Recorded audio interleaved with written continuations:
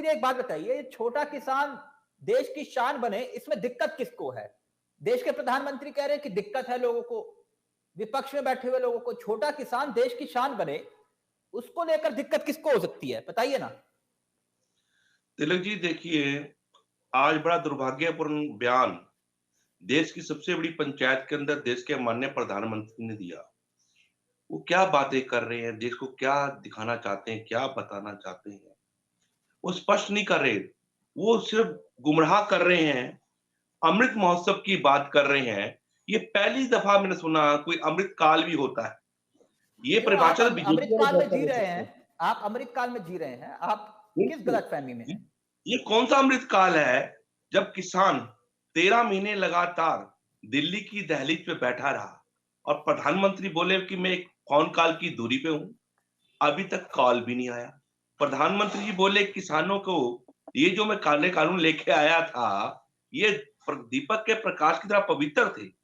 मैं कुछ किसानों को समझा नहीं पाया। अरे आपने संसद की गरिमा का जो खंडन किया है, उसके लिए आपको देश से क्षमा मांगनी चाहिए। किसान थे जो लोकतांत्रिक व्यवस्था में संसदीय प्रणाली में विश्वास कर रहे थे।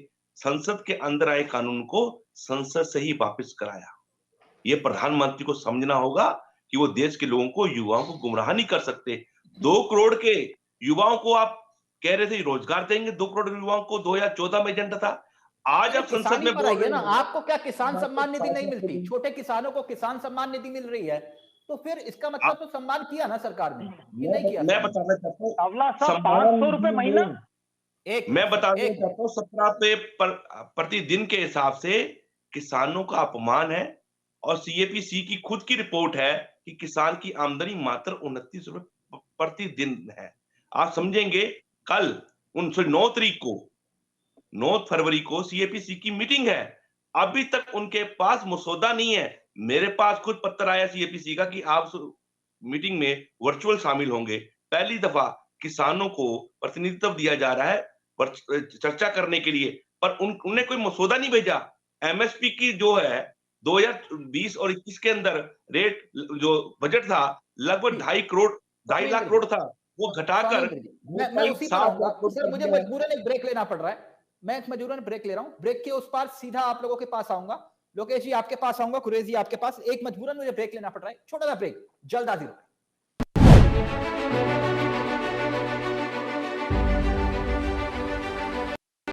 पर वार सीधा रुक कर रहे हैं अपने मेहमानों की तरफ। आपको बता दें कि मसले को लेकर जो सवाल खड़े हो रहे हैं, लोकेश जी, अब मैं आपसे इस चर्चा की शुरुआत करना चाहूंगा।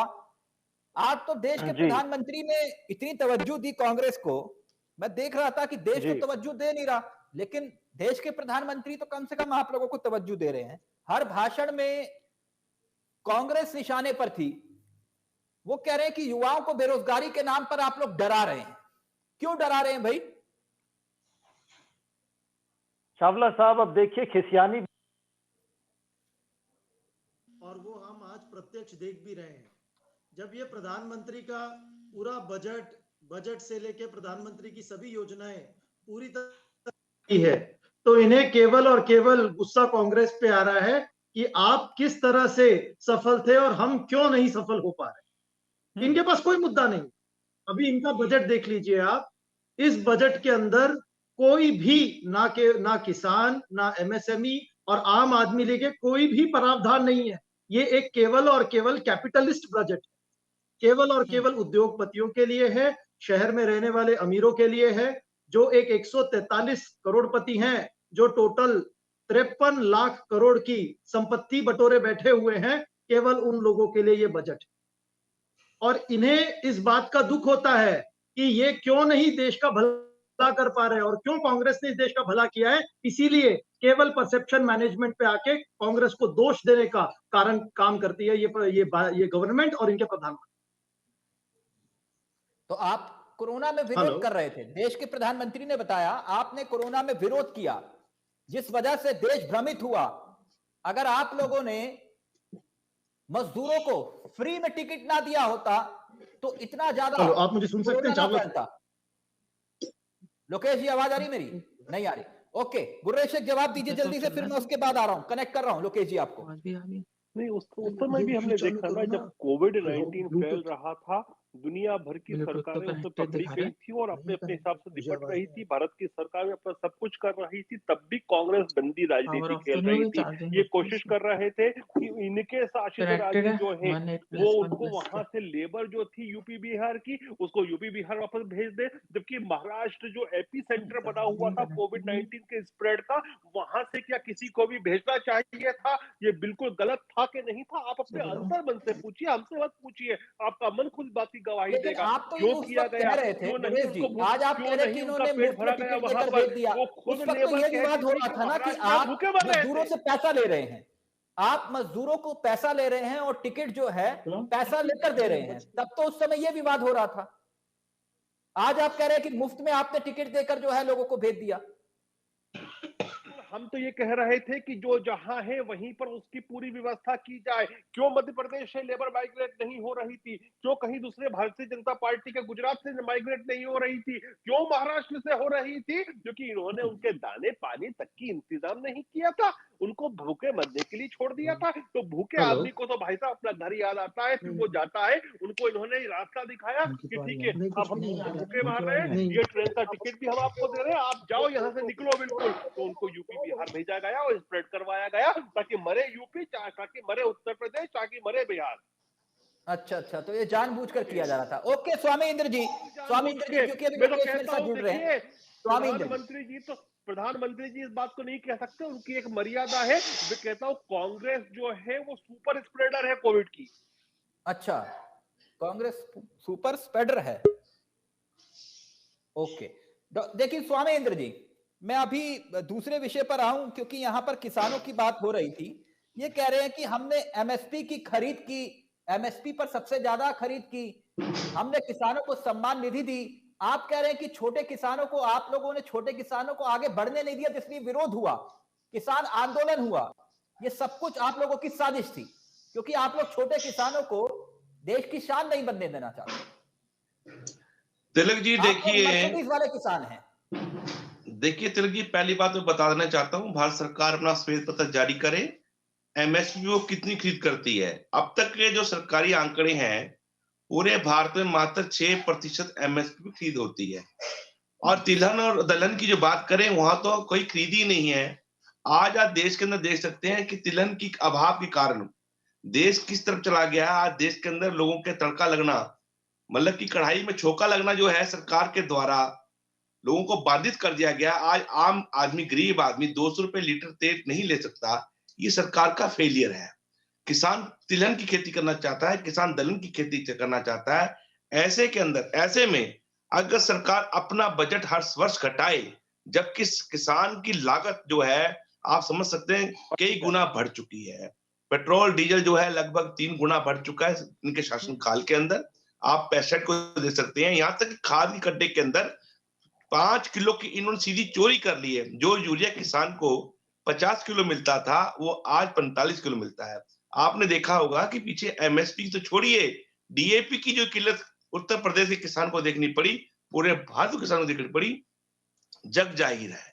और दूसरी बात मैं कहना चाहूंगा, जो प्रधानमंत्री जी बार बार बोलते हैं किसानों की आय 2022 में दुगनी हो जाएगी, मैं इनसे पूछना चाहता हूं, जो बीजेपी के प्रवक्ता बैठे हैं शेख साहब से, शेख साहब आप बता तो दीजिए ईमानदारी के साथ, आज संसद के अंदर बोलने का मौका था आपको, आप कैसे चूक गए?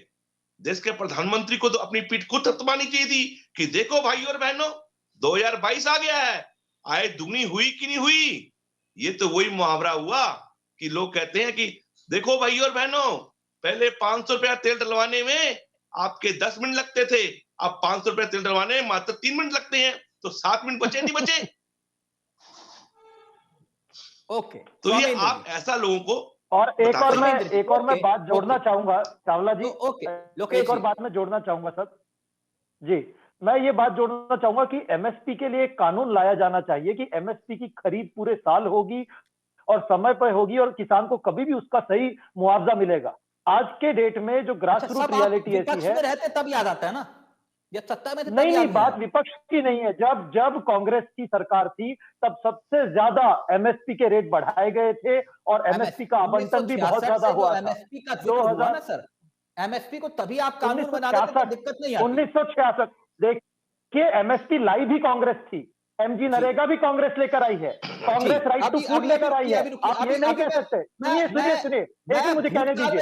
एमजी नरेगा जो, एक मिनट, आप भूतकाल में गए थे, आपको मैं अमृतकाल की सही जो परिभाषा समझाता हूँ। आपने एमजी नरेगा के ये अमृतकाल नहीं, विषकाल है, आप समझिए बात को। ये विषकाल है, और ये विषकाल ऐसा है क्योंकि एमजी नरेगा के जितने फंड थे इन्होंने कम कर दिए। ये केवल जो है किसान को विष देना चाहते हैं ताकि देश की आबादी कम हो जाए। ओके, एक मिनट। गुररेज शेख जी, अमृतकाल, स्वामी इंद्र जी कह रहे हैं कि भाई मेरी तो आय 2022 1 जनवरी से दोगुनी होनी चाहिए थी, लेकिन आज 7 फरवरी हो चुका है, लेकिन मेरी आय दोगुनी नहीं हुई।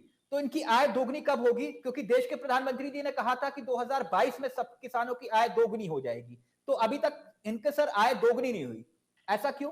ये कह रहे बताया नहीं देश के। शर्म आनी चाहिए उन लोगों को जो ये प्रश्न करते हैं। आज की तारीख में 3 किसान बिल जो लाए गए थे, विशेषकर कॉन्ट्रैक्ट फार्मिंग लाई गई थी, किसानों की आय बढ़ाने के लिए की गई थी, और तो उस पर जिन लोगों ने आंदोलन नहीं होता तो किसानों की आय दोगुनी हो जाती। आप ये कह रहे हैं? शर्म नहीं आती? अभी बात कर रहे थे फर्टिलाइजर की। अरे भैया, दुनिया भर में सप्लाई चेन की वजह से फर्टिलाइजर बाधित हुआ, लेकिन हिंदुस्तान ने जो करके दिखाया वो मुझे समझा दो, दोगुनी कैसे होती है? अर्थव्यवस्था के रूप में आज सबसे तेज बढ़ती अर्थव्यवस्था हमें कांग्रेस वाले अभी बात करते हैं कि एमएसपी में कानून बना दे। अरे राहुल गांधी प्रतिनिधित्व करते हैं आज की तारीख में केरला में, जहाँ मंडी तक नहीं है। आप राहुल गांधी जी तक मत जाइए, आप मेरे सवालों के जवाब दे दीजिए, बहुत बड़ी बात हो जाएगी।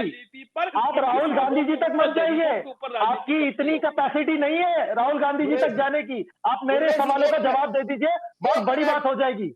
एक मिनट, तुम तो फिर भी बोल रहे हो भाई साहब, राहुल गांधी 10 मिनट मेरे सामने नहीं बात कर पाएंगे, उनमें तो इतना भी। अरे भाई साहब, अपने आप को इतना ऊपर मत समझिए। आप मेरी बात का जवाब दीजिए कि आपके 3 फार्म क्लॉज कैसे दुगनी करते हमारी किसानों की आय को, आप बता दीजिए। सवाल पूछ लूं कम से कम मैं? अगर लोकेश जी, अगर आपको एंकरिंग करनी है तो आप आ जाइए, मैं चला जाता हूँ बाहर से। नहीं, मैं बीच में नहीं बोल रहा हूँ, आप शेख साहब को कहिए ना। सवाल पूछ लूं जरा, फिर आप कहोगे सत्ता से सवाल नहीं पूछा जाता। जो पूछता है उसको पूछने नहीं देते आप। कम से कम पूछने तो दीजिए। अगर मैं गलत पूछ रहा हूँ तो आप कहिए कि आप गलत पूछ रहे हैं। जी, इतने काबिल प्रवक्ता है गुर्रेज जी, देखिए पानी पी पी के कोसते हैं।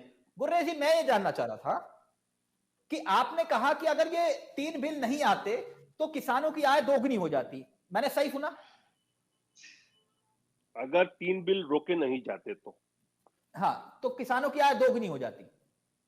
इसी मकसद से, इसी भावना से किया गया था भाई साहब। यानी एक साल स्वामी इंद्र जी ने खराब कर दिया। जो किसान नेता थे जिन्होंने धरना दिया, उन्होंने खराब कर दिया, वरना 1 साल के अंदर इनकी आय दोगुनी हो जाती। आप ये समझा रहे हैं?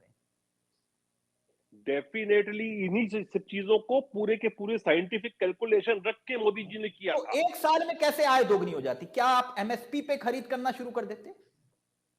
भाई साहब, कॉन्ट्रैक्ट फार्मिंग जो आती उसमें तो सब चीजें प्री डिसाइडेड थी। अच्छा, कॉन्ट्रैक्ट फार्मिंग से आप ये कह रहे हैं खराब हो जाए, चाहे ओलावृष्टि हो जाए, अतिवृष्टि हो जाए, इल्ली पड़ जाए, लेकिन किसान को इतना तो मिलना ही है। आप ये कह रहे हैं कि कॉन्ट्रैक्ट फार्मिंग से ये होता कि किसानों की आय दोगुनी हो जाती 2022 तक? डेफिनेटली होती। सारी जितनी भी प्राकृतिक मारे होती वो उद्योगपति झेलता, वो किसान नोट गिनता। अच्छा, किसान नोट गिनता और उद्योगपति सारी ये प्राकृतिक आपदाएं झेलता। आप ये कह रहे हैं? आपने किया गया था भाई साहब। नहीं सर, मैं बता रहा हूं सर, यही मैं प्राकृतिक आपदा पर ही आ रहा हूं। आपने मतलब कि हमारे देश में एक और, अभी मैं बयान की जिक्र कर रहा हूं लोकेश जी, 1 मिनट। अरुण जेटली जी ने एमएसपी उपलब्ध करवाने के लिए किसान आशा का जिक्र किया था। याद है आपको किसान आशा का? स्वामी जी याद होगा आपको, तो आप तो किसान नेता है सर। जी जी जी जी, किसान याद है आप सबको? जी, किसान आशा का बताइए, मुझे स्मरण नहीं है। आपको स्मरण नहीं है, लेकिन मुझे थोड़ा बहुत सर, मेरी आदत है थोड़ा बहुत अध्ययन कर लेता हूं मैं, क्योंकि वो हिंदू मुसलमान वाली डिबेट नहीं करवाता ना, उसमें तो अध्ययन करने की जरूरत ही नहीं होती। मालूम नहीं होती, मैं स्पष्ट बोलने वाला हूं, स्पष्ट। मैं किसान आशा का जिक्र कर रहा हूं। उसका मकसद भी यही था जिसका मकसद आप कह रहे हैं। उसमें 1500 करोड़ का बजट होता था। 1500 कितने? 1500 करोड़ का बजट। स्वामी इंद्र जी मैं सही हूं ना? 1500 करोड़ के आसपास। बिल्कुल ठीक है सर। अब उसका बजट मालूम है आपको कितना है? 1 करोड़ रुपया। घटते घटते घटते घटते 1 करोड़ रुपया। गुररेज शेख जी प्लीज कंटिन्यू।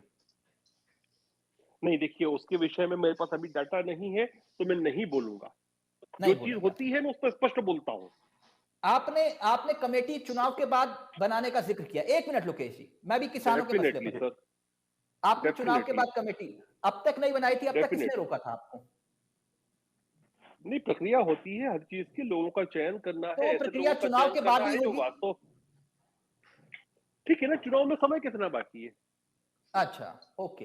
अच्छा, बिजली संशोधन को लेकर आपने कमिटमेंट किया था, वो भी कमिटमेंट स्वामी जी से पूरा नहीं किया। चलिए 2022 आय दोगुनी वाली बात तो आपने मुझे समझा दी, लेकिन जो कमिटमेंट बिजली संशोधन को लेकर किया था वो सारे कमिटमेंट पूर्ण होना है, यह निश्चित है। दूसरी बात, एक बात और भी मानिए, तो साथ तो किसानों का मुआवजा भी मिलेगा। तारीख में मुआवजा भी देंगे आप भाई साहब, वो सब कुछ होगा। लेकिन आप ये समझिए कि 2 दिन के बाद अगर पश्चिमी उत्तर प्रदेश में वोटिंग है, उसके बाद दूसरे प्रांतों में दूसरे क्षेत्रों में वोटिंग है, और आज हम कर देते हैं तो क्या हम लेवल प्लेइंग फील्ड देते हैं विपक्ष को?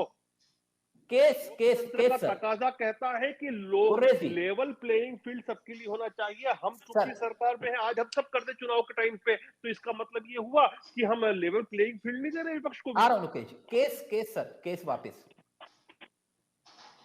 मैं क्या कह रहा हूं, सब कुछ होगा, 110% होगा। लेकिन मैं आज ही बताइए, सब अभी कुछ दिनों पहले हंगामा हो रहा था, 31 जनवरी तक हंगामा हो रहा था इस देश में कि 1 तारीख को जो बजट आएगा वो उत्तर प्रदेश और पंजाब और बाकी 3 प्रदेशों को मद्देनजर रखते हुए चुनावी बजट आएगा। हमने नहीं दिया क्योंकि हमको लेवल प्लेइंग फील्ड सबको देनी थी। मेरा ये कहना है कि प्रधानमंत्री फसल बीमा योजना का प्रावधान जो है, प्रधानमंत्री फसल बीमा का प्रावधान जो है वो कम हो गया। आप तो किसानों की आय को दोगुनी करना था ना, कि ये प्रावधान कम कैसे हो गया? गुररेज जी, ये थ्योरी प्रावधान कम नहीं हुआ है, लेकिन बहुत सारे प्रांत ऐसे हैं जहां पर प्रांत भी कंट्रीब्यूट कर रहे हैं और जहां पर सरकार को ज्यादा जैसे कृषि बजट है हमारा, कृषि बजट जैसे मध्य प्रदेश है, मध्य प्रदेश में आज के समय स्टेट गवर्नमेंट 4.24% कृषि बजट की बात कर रहा हूं। कंफ्यूजन है सर, क्योंकि इनकी आय दुगनी होनी चाहिए। मैं भी चाहता हूं, आप भी चाहते हैं, और लोकेश भाई भी चाहते हैं इनकी आय दुगनी हो। मैं ये कह रहा हूं कृषि का बजट जो 4.24% था, अब वो 3.84% है। तो फिर किसानों की आय दुगनी कैसे होगी, दोगुनी? नहीं, उसमें पहले ये होता था कि रिसर्च के लिए भी जो पैसा लगता था उसकी में से लिया जाता था। अब रिसर्च जो है वो साइंटिफिक डेवलपमेंट मिनिस्ट्री के साइंटिफिक मिनिस्ट्री से तरफ से आएगा। फिर दूसरी चीजें जो होती हैं जो कोऑपरेटिव की तरफ से होनी थी वो कोऑपरेटिव नहीं देता था, कृषि के बजट में से लिया जाता था। अब कोऑपरेटिव मिनिस्ट्री चूंकि अलग से बनाई है, वो कोऑपरेटिव मिनिस्ट्री अपना जो है वो उस पर अलग व्यय करेगी, तो ये संपूर्ण उसमें लगेगा। पहले ये होता था कि बाकी सब मदों को हटाकर 2% से ज्यादा कृषि पे नहीं जाता था, और अब जो है वो पूरा यानी अब कुल मिलाकर मुझे एक छोटी सी बात बताइए, फिर मैं जल्दी से जा रहा हूं। अब स्वामी इंद्र जी की आय जो 2022 तक दोगुनी होनी थी, अब कब तक दोगुनी हो पाएगी? मेरे पास सब में इसका एनालिसिस अभी नहीं कर सकता। जो हमने जितने भी कानून बनाकर पूरा साइंटिफिक एनालिसिस किया था वो 22 के हिसाब से किया था। तो बहुत से लोगों ने खराब किया उसको, लेकिन अभी भी हम कमिटेड हैं। अभी भी हम तो आप आय दोगुनी होगी कि नहीं होगी इनकी? खेती किसानी को लाभ का सौदा बनाना है, उसी के लिए सब काम होने हैं। गुररेज शेख जी, आप मुझे बताइए ना, आपने कहा कॉन्ट्रैक्ट फार्मिंग होती तो इनकी आय दोगुनी हो जाती। मैं ये कह रहा हूं अब इनकी आय दोगुनी होगी कि नहीं होगी? बिल्कुल होगी, और भी रिफॉर्म्स लाना पड़ेंगे। अच्छा, दोबारा लेकर आएंगे रिफॉर्म्स? हाँ, कानून दोबारा लाएंगे। देखिए, आप उसको मेरे मुंह में वर्ड मत डालिए। मैं रिफॉर्म्स नहीं, आप कह रहे हैं ना कि हम रिफॉर्म करेंगे। नहीं, मेरे मुंह में शब्द मत डालिए। नहीं, आप कह रहे रिफॉर्म करेंगे, मैंने थोड़ी ना कहा। नहीं, बिल्कुल भी। रिफॉर्म्स, कानून, सब चीजें अलग अलग होती। मेरे रिफॉर्म्स का शब्द बोला है, मेरे मुंह में शब्द मत डालिए। रिफॉर्म का मतलब क्या हुआ फिर? सुधार, कृषि सुधार। मैं वही सुधार की बात कर रहा हूं। वो साइंटिफिक अप्रोच, साइंटिफिक कृषि के माध्यम से भी हो सकते हैं वो, जैसे कि न्यू इंडिया, जैसे न्यू इंडिया 2022, जैसे न्यू इंडिया 2022 में बनना था, अब 2047 में बनेगा, ये अमृतकाल है। वैसे ही भाई साहब, देश तो न्यू बन रहा है और देश अच्छा होता जा रहा है। जो देश, जो कभी चाइना जैसे देश जो थे हमारे डका देते थे भूमि को, अब आपका टर्न, उसके बाद स्वामी इंद्र जी आपके पास आ रहे हैं। और हमारे जो सिपाही है, बंदूक लेकर सामने खड़े हैं। मेरा शेख साहब से प्रश्न ये है कि जब बिहार के चुनाव सर पर थे तो हमारे प्रधानमंत्री आए थे प्रधानमंत्री गरीब कल्याण योजना को लेकर, जिसके तहत इन्होंने कहा था कि सब्सिडाइज रेट पे जो फ्री में जो है चावल गेहूं किसान को दिया जाएगा। और जैसे ही बिहार के चुनाव खत्म हुए, जैसे ही बिहार का चुनाव इनकी सरकार बनी, इन्होंने तुरंत वो सभी प्रधानमंत्री गरीब कल्याण योजना खत्म कर दी और इस बजट में आके उसको हटा ही दिया। मेरा और फूड का जो बजट है जो 2020-21 में 5 लाख करोड़ पे था, उसे घटा के ये 2.5 लाख करोड़ लेकर आ गए और इस बार उसको और भी घटा के 2 लाख करोड़ पे लेकर आ गए। मैं कहता हूं किसान की आय दुगनी, किसान की आय इन्होंने आधी कर दी है। आज किसान के पास में खाने के लिए वो केवल नेशनल फूड सिक्योरिटी मिशन के ऊपर निर्भर है, उसके अलावा उसके पास में कोई और चारा नहीं है। 1 एकड़ अगर किसान के पास जमीन है, मेरे साथ में इंद्रजीत साहब है, वो बताएंगे आपको किसान की सालाना अगर हम पैडी की बात करते हैं, 3 से 4 महीने पैडी की फसल को लगता है और 1 एकड़ के अंदर उसके पास जो 3 महीने के अंदर किसान की इनकम होती है वो 9,000 से ऊपर नहीं होती। उसके एवेंज में प्रधानमंत्री लेकर क्या है, प्रधानमंत्री किसान सम्मान योजना, जिसमें 500 रुपए महीना मिलता है साहब। 500 रुपए महीने का मतलब कुछ 25 रुपए पर डे, 25 रुपए पर डे भी ज्यादा बोल दिया, 15 रुपए पर डे, जिसके हिसाब से एक बिस्लरी की बोतल नहीं खरीद सकता किसान। अगर हम इस देश में किसान की इज्जत नहीं करेंगे, इस देश में अगर किसान भूखा सोता है तो लानत है ऐसी सिविलाइजेशन पे, लानत है ऐसी ग्रोथ पे, लानत है ऐसी डेवलपमेंट पे, लानत है ऐसी सरकार पे। आपके पास आ रहा हूं, गुररेज जी जवाब दीजिए। देखिए, हम दे रहे हैं किसान को, आपसे तो वो भी नहीं हुआ। आपने इतने वर्षों तक अरे आप हमारी बात मत करो यार, अभी की बात करो। चलो ठीक है, फिर मैं भी चिल्लाऊंगा। चिल्लाओ आप अभी का तो बात कीजिए, मैं अभी की बात कर रहा हूं। हमने किसान की आय बढ़ाने के लिए जो कुछ भी कर सक रहे हैं हम कर रहे हैं, चाहे कैश ट्रांसफर करना हो या दूसरे कर्तव्य करने हो। आपसे तो वो भी नहीं होता था भाई साहब, आपकी सरकारें थी, आप नहीं कर पाए, आज हम कर रहे हैं, तो आप कम से कम बाधा मत करें। और फिर देखिए, मैं बोल रहा हूँ टुकड़े टुकड़े किसको कहते हैं भाई साहब, हम तो आपका साथ देना चाहते हैं, आप किसान का भला तो कीजिए। लालच दे रहे हैं, इसीलिए कह रहे हैं कि ये प्रवक्ता जो बैठे टुकड़े टुकड़े वालों के प्रवक्ता है। अरे भाई साहब, टुकड़ा वुकड़ा छोड़ो। अरे किसान की जिंदगी के साथ खिलवाड़ मत करो। आज हम दोनों को जो रात का खाना मिलेगा वो किसान के खून पसीने की कमाई है। देश के साथ बदतमीजी है कि आपको अधिकार नहीं, देश को किसान अपने खून से जीतता है। इस देश का जवान और किसान इसके सिवा कुछ नहीं है। माफी मांगे स्वामी इंद्र जी, स्वामी इंद्र जी, एक मिनट सभ्यता पे बोलने वाले, एक मिनट गुर्रेज जी, एक मिनट। स्वामी इंद्र जी, मसला किसानों का है। आज किसानों को लेकर देश के प्रधानमंत्री चिंतित दिखाई दिए। उन्होंने कहा कि छोटे किसान खुशहाल हो रहे हैं और आप विरोध जता रहे हैं। और गुर्रेज जी ने मुझे यह समझाया कि अगर आप लोग आंदोलन नहीं करते, आप लोग तीनों कृषि कानूनों को लेकर जिद पर नहीं आते, तो आप लोगों की आय 2022 जनवरी पहली से दोगुनी हो जाती। लेकिन आप लोगों ने विरोध किया, इस वजह से आय दोगुनी नहीं हुई।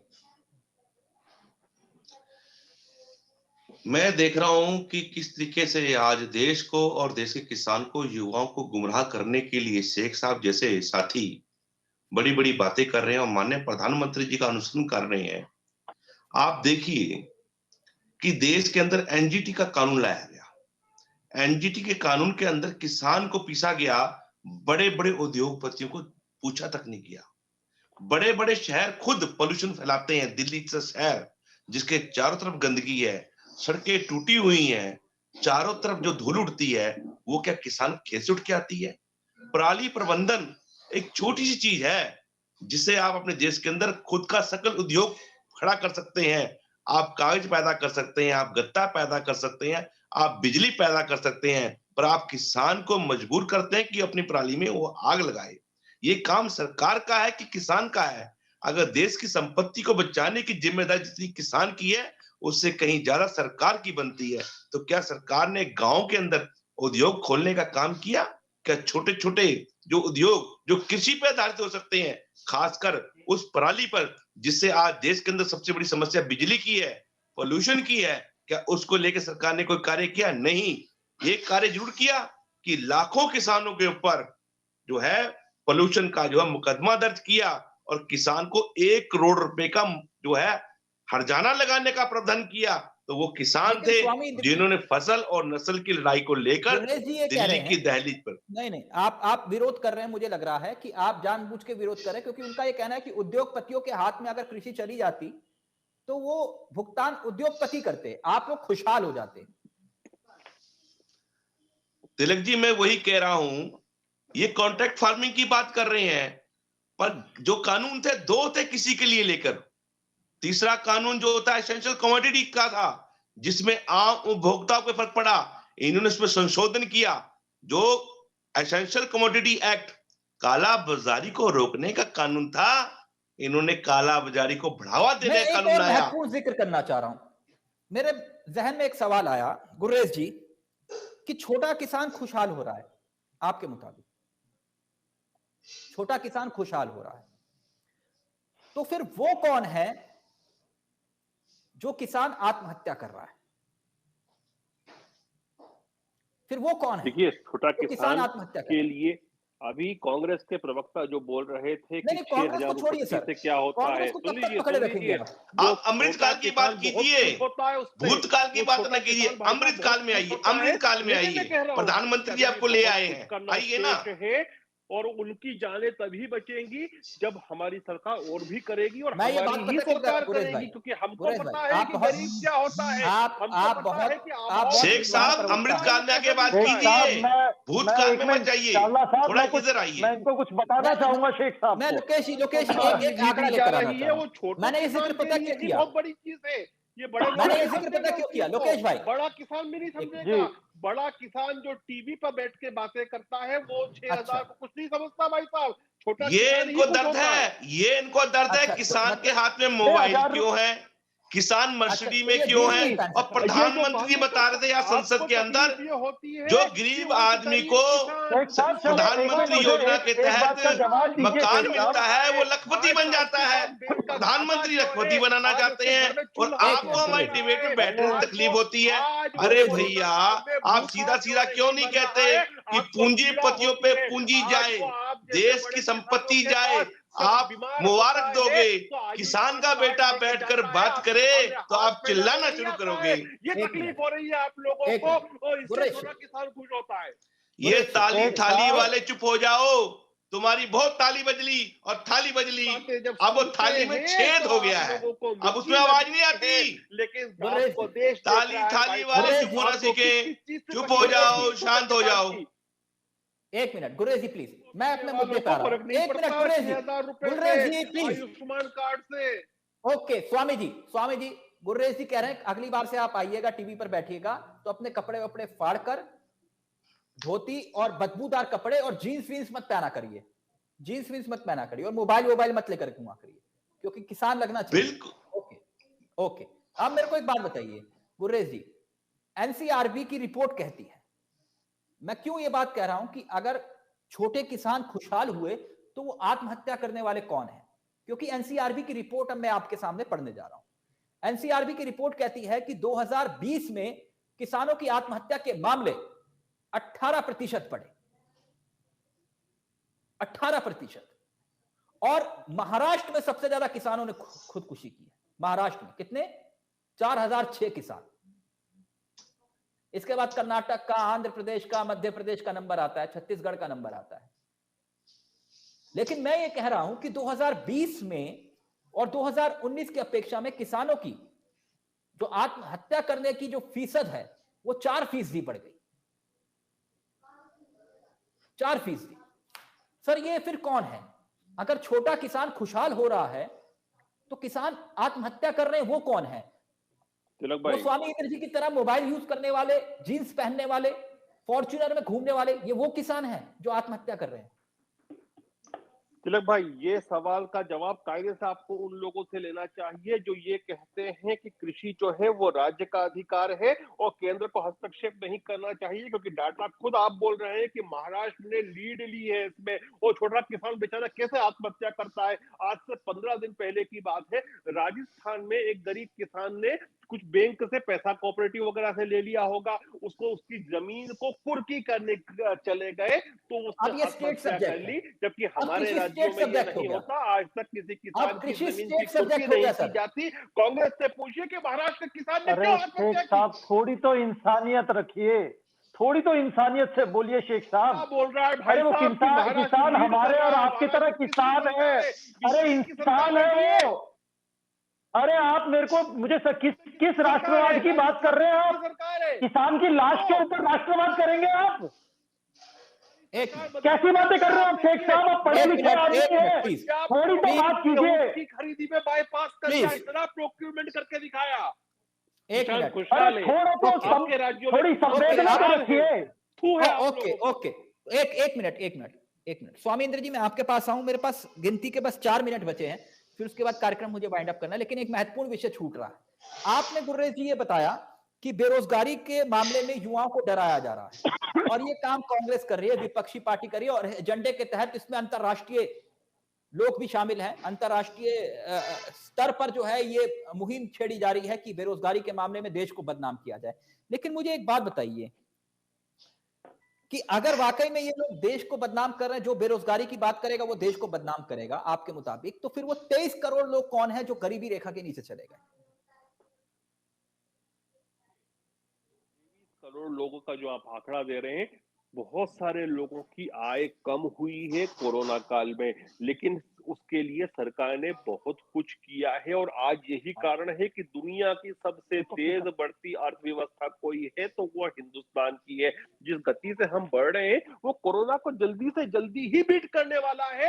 और कोरोना काल से पहले का मैं जिक्र करूं, आज आप कह रहे हैं कि कोरोना काल की वजह से सब कुछ तहस नहस हो गया। चाइना को बीट किया हमने अपनी गति पकड़ी, और आज की तारीख में हम चाइना से भी आगे हैं। दुनिया की सबसे तेज चाइना से भी आगे अर्थव्यवस्था है। किसके लिए हो रहा है? जब अर्थव्यवस्था बढ़ती है तो रोजगार बढ़ते हैं। गुरेश जी, मैं वही कह रहा हूं कि कोरोना काल से पहले, लोकेश जी प्लीज, लोकेश जी 1 मिनट, मैं सवाल पूछ रहा हूं। कोरोना काल से पहले का मैं जिक्र करूं, जनवरी और मार्च 2020, कोरोना काल से पहले जो जीडीपी थी वो जीडीपी 3.1 3.1% थी, जो आ चुकी थी। मैं कोरोना काल से पहले का जिक्र कर रहा हूं। और आज जो कि मैं इसलिए कह रहा हूं कि 8% से घटते घटते घटते 3.1% पर आ गई थी। आप कह रहे हैं कि कोरोना काल की वजह से सब कुछ तहस नहस हो गया। ये तो कोरोना काल से पहले का आंकड़ा बता रहा हूं मैं। हाँ, उसके पहले जो सिक्लिकल थी, वो एक साइकिल आती है। हाँ, एवरी 10 इयर्स में एक जीडीपी की एक साइकिल आती है, वो सिक्लिकल थी। लेकिन आज की आप देखिए, वो जब वो साइकिल कंप्लीट हो गई तो हमने किस प्रकार से गति पकड़ी है। अच्छा, तो आप बेरोजगारी के 10 से 12 साल में साइकिल आती है। अच्छा, वो हमने गति पकड़ी। जो आपको गति दिख रही है ना, वो लो बेस इफेक्ट है साहब, गति नहीं पकड़ी है अर्थव्यवस्था ने। लोकेश जी प्लीज, आप अगर चाहते हैं कि मुद्दा भटक जाए तो क्या बोल रहा है, प्रेडिक्शंस क्या है? एक देखो फिंच कनाडा क्या बोल रहा है। ओके गुरेश जी, मेरे एक सवाल का जवाब दीजिए कि 2 करोड़ लोगों को आपने रोजगार देना था। आपने कहा था कि 2 करोड़ लोगों को रोजगार देंगे। 7 साल में आपको 7.5 साल में 15 करोड़ लोगों को रोजगार दे देना चाहिए था। मेक इन इंडिया के तहत 2015 में आपने कहा था कि 10 करोड़ लोगों को रोजगार मिलेगा मैन्युफैक्चरिंग सेक्टर में। इस हिसाब से कुल मिलाकर टोटल लगा लें तो आपको अच्छा खासा रोजगार दे देना चाहिए था। तो क्या अभी भी लोगों को डराया जा रहा है, वो भी ऐसी स्थिति में जब 3-3 साल तक भर्ती नहीं हो पाती? रेलवे का मैं जिक्र कर रहा हूं, फिर ये कौन डरा रहा है लोगों को?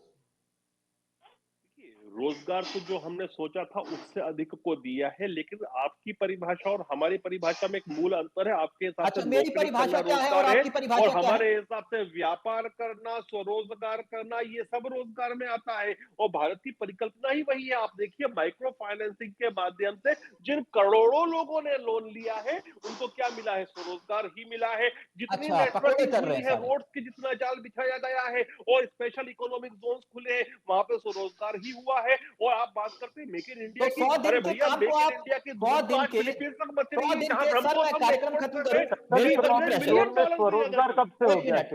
एक मिनट, मैं ये कह रहा हूं कि 100 दिन के मनरेगा के काम को आप रोजगार कहते हैं, यही हुआ ना? 2 दिन का जो काम है ना, ये तो एक सर्वाइवल के लिए लोगों को सपोर्ट करने वाली बात होती है।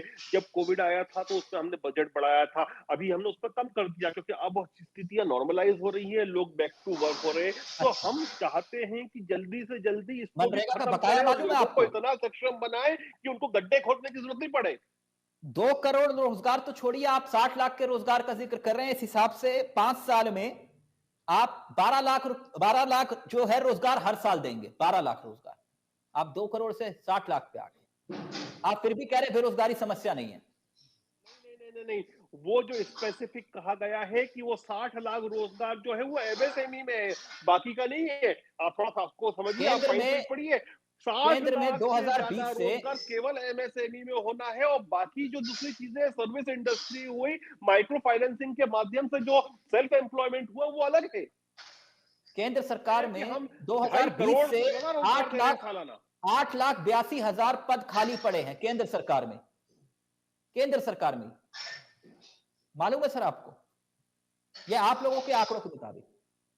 आप फिर किस रोजगार की बात कर रहे हैं? 8,42,000 पद खाली पड़े केंद्र सरकार। नजरिए में केवल सरकारी नौकरी ही एक रोजगार होती है। हमारे नजरिए में जब व्यक्ति सशक्त होता है, जब खुद कमाने लगता है, चावला साहब मैं कुछ कहना चाहूंगा यहाँ पे। सरकारी नौकरी नहीं देंगे करते हैं हम, एमएसएमई को डेवलप करते हैं। सरकारी नौकरी के नाम पर, सरकारी नौकरी के नाम पर सबका एमएसएमई को सबका ऑडियो नीचे है, आप भी जानते हैं। सबका ऑडियो नीचे।